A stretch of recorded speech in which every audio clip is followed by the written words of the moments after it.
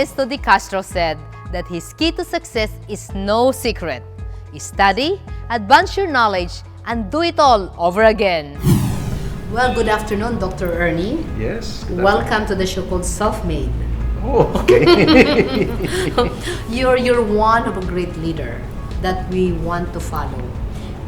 So we would like to find out how you build your career. We want to start it from your childhood. Can you please share with us? My interest in engineering actually started when I was really very young, playing on the streets. I was playing with the son of one of our mates, and while playing there, we decided to try to get a mango hanging from a tree. And what I did was to get two pieces of stone and tie it together, no? And surely enough, it did not work very well. Bali ka agad, no? And the son of our maid came in, tied it properly with the lap, and used that to get the mango, and he was able to get it. So I said, there must be some knowledge here that I should know. That must be an engineer. Mm-hmm. And so that actually started my idea of wanting to know about engineering.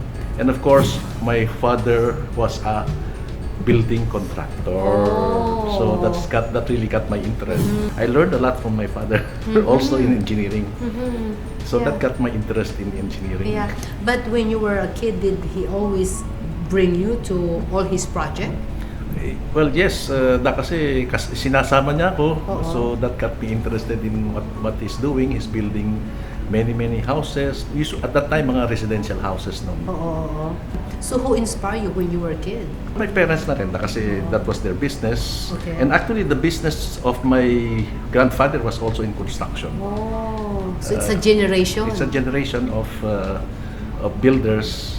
Ako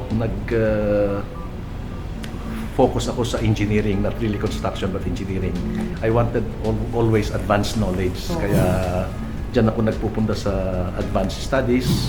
And right now, as you can see, I'm promoting BIM, which is advanced knowledge and process in engineering.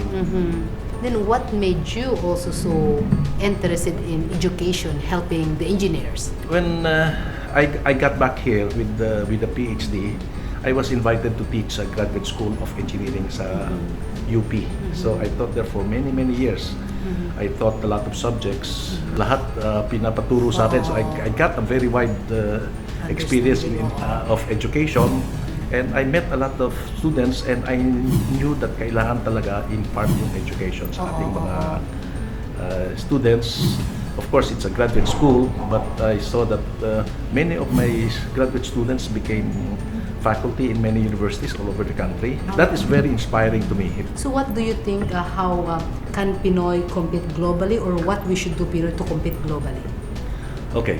As I said, let's start with training the Filipinos to become a global brand. No? To become a global brand, the Filipino engineer must be well-trained, well-educated, adept at technology. No?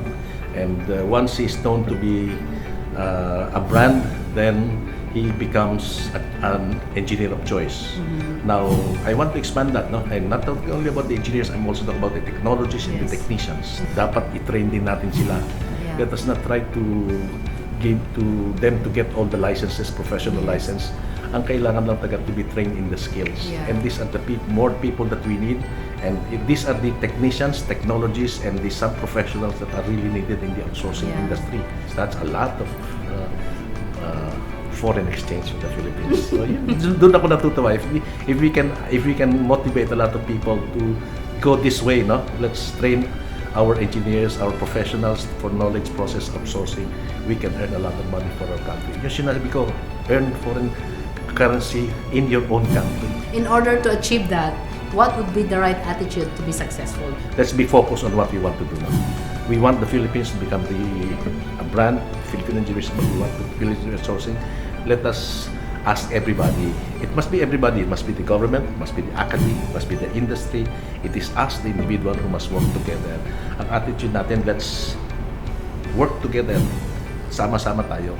Let's make that happen. Let's create the future, no?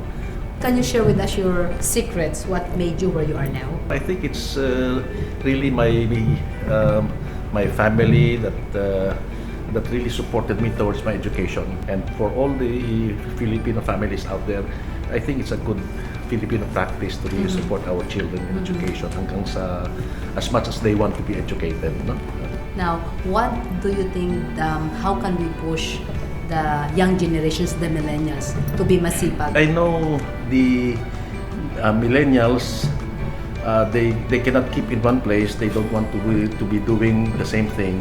But I think this is just the right time for them, no? We have technologies, we have gadgets. These are things to make all the millennials busy, no? Okay. And we are introducing new ways by which, even in our company, we're accepting that if you're doing a work here, you can do it in your home, no? You can do it anywhere.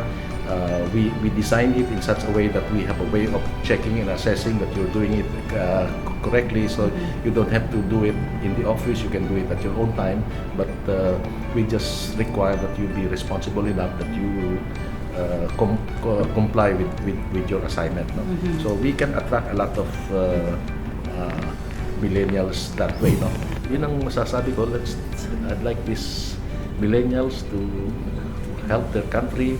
So what do you teach your students in living a better life? I always teach my students about what we call engineering ethics. Ethics, as I define it, is that you harm no one.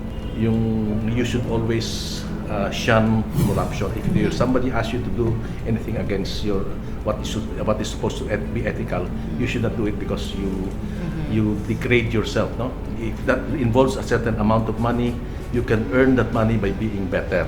Yeah. So what's your best advice, not only to your students but to all Filipinos, in order to make our country first world? Well, my advice is really to get a good education, advance your knowledge, learn the best practice, and then do it. Then I don't think you can get wrong with that. Okay, thank you very Thank you. much. Yes. Every success has its struggles. Every dream has its trials and tests. Listen to their stories, because if they did it, you can also be called self-made.